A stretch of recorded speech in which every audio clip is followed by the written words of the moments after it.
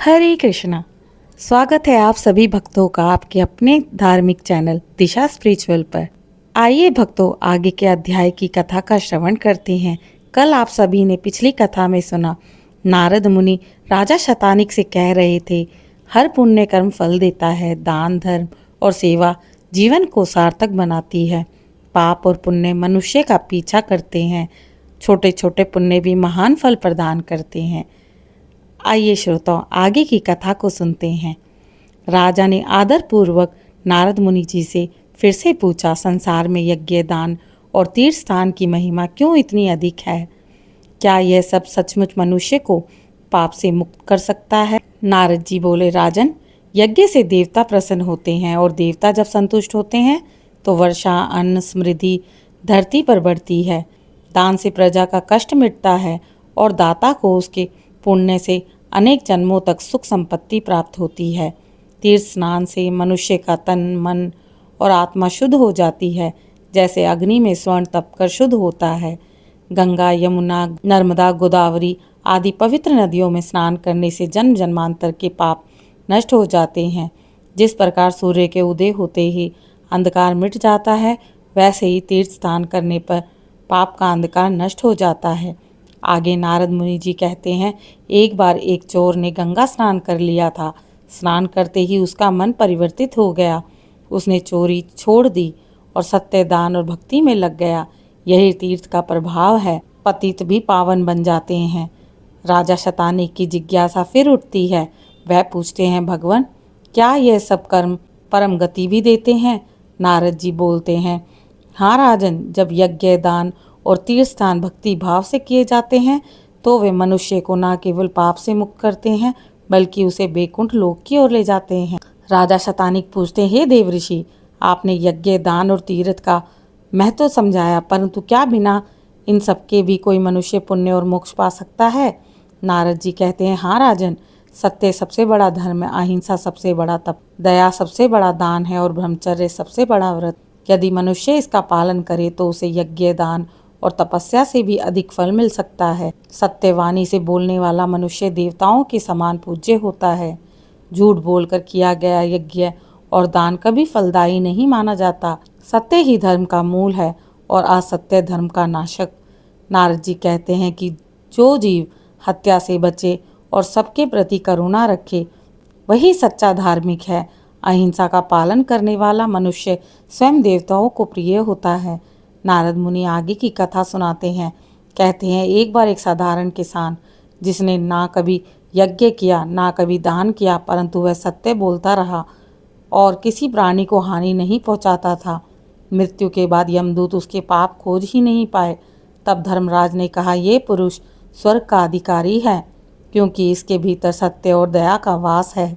राजा शतानिक आगे कहते हैं, हे मुनिवर, आज मैंने समझा कि यज्ञ और दान के साथ साथ सत्य, दया और अहिंसा का धर्म ही वास्तविक स्वरूप है। राजा कहते हैं, हे देव ऋषि, मनुष्य अनेक प्रकार के पुण्य कर्म करता है, दान, यज्ञ, व्रत, स्नान और तीर्थ यात्रा करता है। इनमें सबसे श्रेष्ठ कौन सा है जो जीव को अवश्य पवित्र और कल्याणकारी बना दे? नारद जी आगे कहते हैं, राजन, सभी कर्म अपने अपने स्थान पर श्रेष्ठ होते हैं, परंतु यदि शुद्ध हृदय से किया जाए तो दान सबसे महान है। दान से दरिद्रता का नाश होता है, पाप दूर होते हैं और मनुष्य देवताओं के प्रिय बन जाते हैं। अन्नदान को श्रेष्ठ माना गया है, क्योंकि अन्न से ही प्राणी जीवित रहता है। जलदान अमृत के समान है, विशेषकर प्यासे यात्री या गरीब को दिया गया जल। वस्त्रदान से तन की रक्षा होती है और शीत उष्ण से बचाव होता है। गोदान को सर्वोपरि बताया गया है, क्योंकि गौ माता से धर्म, अर्थ और मोक्ष की प्राप्ति होती है। नारद मुनि कहते हैं कि पवित्र नदियों में स्नान करने से पाप नष्ट होते हैं। गंगा स्नान और तीर्थ यात्रा से जन्मों जन्मों के पाप मिट जाते हैं, परंतु यदि मनुष्य तीर्थ जाकर भी झूठ बोले, क्रोध करे और लोभ रखे तो यात्रा व्यर्थ मानी जाती है। नारद जी ने उदाहरण दिया, एक बार एक ब्राह्मण ने गंगा स्नान किया, परंतु लौटते ही उसने अपने पड़ोसी से झूठ बोला और क्रोध दिखाया। उसके पाप वैसे ही बने रहे। इसके विपरीत एक साधारण किसान, जिसने तीर्थ नहीं किया परंतु सत्य और दया का पालन करता रहा, वह स्वर्ग लोक को प्राप्त हुआ। राजा शतानिक ने कहा, हे मुनिवर, अब मैं समझा कि दान और तीर्थ तभी फलदायी है जब हृदय निर्मल हो। केवल दिखावे से किया गया दान यात्रा कभी भी सफल नहीं होती। राजा ने पूछा, हे मुनिवर, संसार में मनुष्य अनेक धर्मों का पालन करता है। यज्ञ, व्रत, दान, तीर्थ यात्रा और तप सब महत्वपूर्ण माने गए हैं, किंतु इनमें से कौन सा धर्म सबसे महान है जो सीधे परम पद को प्राप्त करे? नारद जी बोलते हैं, राजन, सभी धर्म श्रेष्ठ हैं, परंतु सत्य सबसे ऊंचा है। सत्य के बिना कोई यज्ञ, व्रत और दान फल नहीं देता। सत्य ही धर्म की आत्मा है। तप और ब्रह्मचर्य भी सत्य के साथ मिलकर महान फल देते हैं। सत्य से मनुष्य देवताओं का प्रिय हो जाता है। असत्य से किए गए पुण्य कर्म भी निष्फल होते हैं। भगवान विष्णु और भगवान शिव दोनों ही सत्य प्रिय हैं। सत्यमेव जयते, असत्य कभी स्थायी नहीं हो सकता। और इंद्रियों में संयम आता है। देवता और ऋषि भी तप से महान बन जाते हैं, परंतु क्रोध, अहंकार और हिंसा के साथ किया गया तप किसी काम नहीं आता। ब्रह्मचर्य का पालन करने से आत्मबल और तेज बढ़ता है। ब्रह्मचर्य ही विद्या, तप और धर्म का आधार है। जो व्यक्ति इंद्रियों को जीत लेता है वही सच्चा विजयी कहलाता है। नारद जी आगे कहते हैं, एक बार एक तपस्वी ने वर्षों तप किया, परंतु असत्य बोलने की आदत से उसका सारा तप नष्ट हो गया। दूसरी ओर एक साधारण ग्वाला जिसने जीवन भर सत्य बोला और ब्रह्मचर्य का पालन किया, देवताओं ने उसे स्वर्गलोक प्रदान किया। राजा शतानिक कहते हैं, मुनिवर, अब मैं समझ गया कि सत्य सबसे बड़ा धर्म है। तप और ब्रह्मचर्य तभी फल देंगे जब वह सत्य के आधार पर किए जाएं।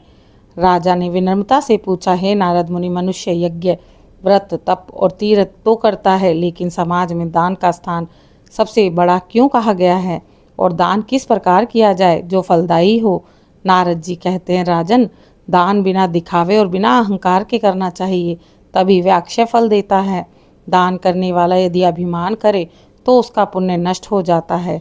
भूखे को अन्नदान, प्यासे को जलदान, गरीब को वस्त्रदान सबसे श्रेष्ठ है।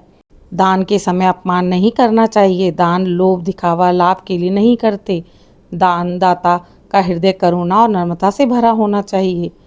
नारद जी ने इसके आगे कहा, एक बार एक धनी व्यापारी ने बहुत सारा दान दिया, लेकिन वह घमंडी था, उसका पुण्य क्षीण हो गया। दूसरी ओर एक गरीब स्त्री ने अपनी भूखी अवस्था में भी आधी रोटी एक साधु को दी। वह दान उसे स्वर्गलोक ले गया। राजा शतानिक ने कहा, हे मुनिवर, अब मैं समझ गया कि दान का मूल्य धन की मात्रा में नहीं बल्कि भाव और विनम्रता में है। राजा ने विनम्रता से नारद मुनि से पूछा, हे नारद जी, संसार में अनेक तीर्थ हैं, अनेक पवित्र नदियां हैं, उनमें से कौन सी तीर्थ यात्रा सबसे श्रेष्ठ है और उसके दर्शन से मनुष्य को क्या लाभ मिलेगा? नारद जी ने इसका उत्तर बड़ी ही विनम्रता से दिया, राजन, भारत भूमि स्वयं देवताओं के लिए भी दुर्लभ है, क्योंकि यहाँ पवित्र गंगा, यमुना, सरस्वती, नर्मदा, गोदावरी, कावेरी जैसी नदियाँ प्रवाहित होती है।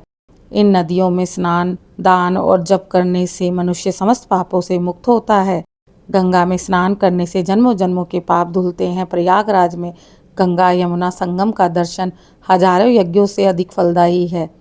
कुरुक्षेत्र, पुष्कर, गया, वाराणसी जैसे तीर्थ स्वयं मोक्ष प्रदान करते हैं। तीर्थ पर दान, जप और तप अनंत गुना फल देता है। नारद जी ने इसी पर एक कथा सुनाई कि एक पापी मनुष्य मृत्यु के समय तीर्थ यात्रा पर गया। गंगा में स्नान करके वह तुरंत स्वर्गलोक को प्राप्त हुआ। केवल घूमने के लिए नहीं बल्कि श्रद्धा से की गई यात्रा ही मोक्षदायिनी है। तीर्थ यात्रा के समय ब्रह्मचर्य, संयम और नियम का पालन आवश्यक होता है। वहां पहुंचकर दान, हवन और भजन अवश्य करना चाहिए।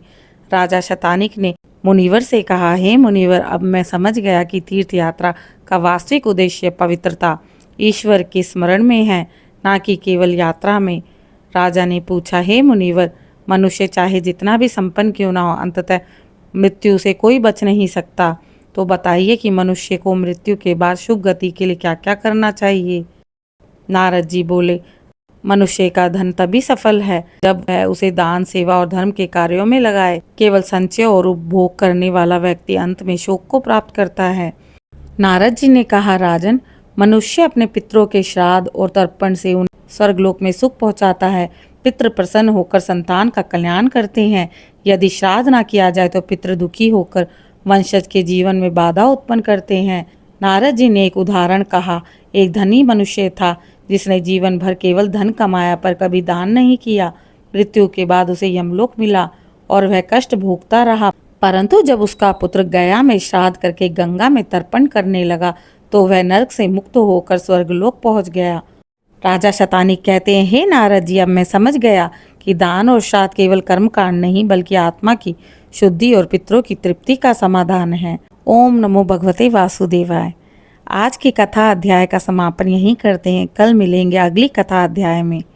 जब तक के लिए इस चैनल को लाइक शेयर सब्सक्राइब करें। कमेंट में जय श्री कृष्ण जरूर लिखें।